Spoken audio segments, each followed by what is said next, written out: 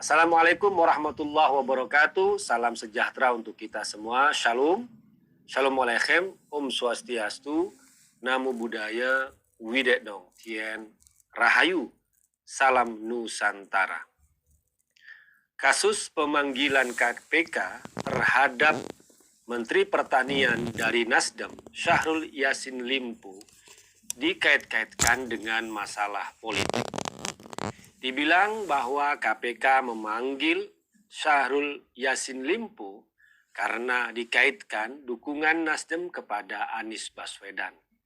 Lagi-lagi ini adalah framing yang buruk, tuduhan yang busuk, karena kasus korupsi yang sekarang digarap oleh KPK di Kementerian Pertanian merupakan kasus yang murni hukum.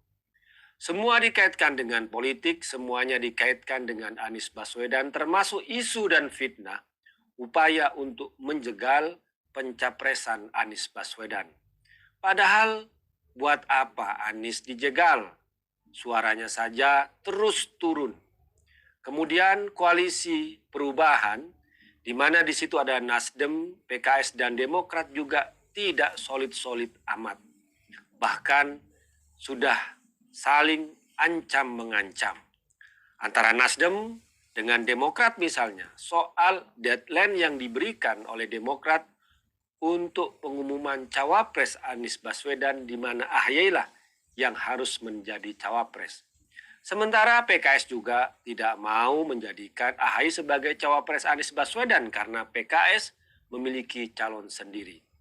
Tidak adanya kesolidan dalam koalisi perubahan antara Nasdem, PKS, dan Demokrat, kemudian juga kasus-kasus korupsi yang memang sudah tampak terbiasa di beberapa kementerian, sehingga Syahrul Yassin Limpo dan juga sebelumnya Sekjen Nasdem Joni Plate juga ditangkap oleh kejaksaan, maka ini sudah menjadi kata akhir dari koalisi perubahan Anies Baswedan. Tapi terkait kasus hukum yang menimpa saat ini terhadap Syahrul Yassin Limpo, Menteri Pertanian dari Nasdem, memang sebenarnya adalah kasus yang benar-benar hukum. Persis seperti juga kasus yang terkait dengan Joni Plate, Sekjen Nasdem. Karena kalau kita melihat rekam jejak KPK dalam menangani pemberantasan korupsi, maka tidak ada yang namanya partai koalisi di pemerintahan Jokowi yang tidak pernah terkena kasus KPK. Kita masih ingat bagaimana Menteri Sosial dari PDIP yang juga kena kasus KPK. Kemudian juga Menteri Olahraga dari PKB juga pernah kena kasus KPK. Menteri Kelautan dan Perikanan dari Gerindra juga pernah kena kasus di KPK. Dan semuanya itu adalah partai-partai yang masuk dalam koalisi pemerintahan Jokowi. Karena itu, kalaupun saat ini Syahrul Yassin Limpo terkena kasus KPK, maka sekali lagi ini bukan masalah politik, tetapi benar-benar murni kasus karena tidak ada yang namanya perlindungan, tidak ada yang namanya pretensi mengaitkan kasus hukum, mengaitkan kasus pemberantasan korupsi dengan masalah politik, apalagi dengan partai politik.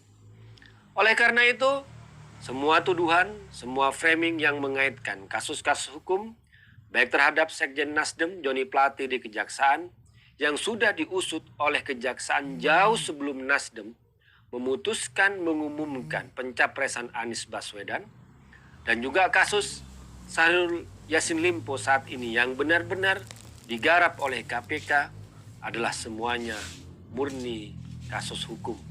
Kejaksaan dan KPK melakukan tindakan, melakukan proses hukum berdasarkan bukti-bukti yang sudah ada. Bukan berdasarkan pesanan politik, bukan berdasarkan pretensi, ataupun juga suka atau tidak suka terhadap suatu koalisi atau terhadap suatu partai, tapi benar-benar kepada bukti-bukti yang sudah ada, yang sudah dipegang oleh para penegak hukum, baik di Kejaksaan dan juga di KPK. Oleh karena itu, hentikan segala framing, hentikan segala tuduhan, hentikan segala fitnah yang mengaitkan kasus penegakan hukum terhadap Sekjen Nasdem, Joni Plate, dan juga Menteri Pertanian dari Nasdem, Syahrul Yassin Limpo, dengan masalah politik, apalagi dengan pencapresan Anies Baswedan, yang jelas-jelas suaranya sudah semakin lama semakin menukik, terjun bebas, tidak perlu dijegal pun, pasti koalisi perubahan itu akan bubar dengan sendirinya. Demikian, wassalamualaikum warahmatullahi wabarakatuh.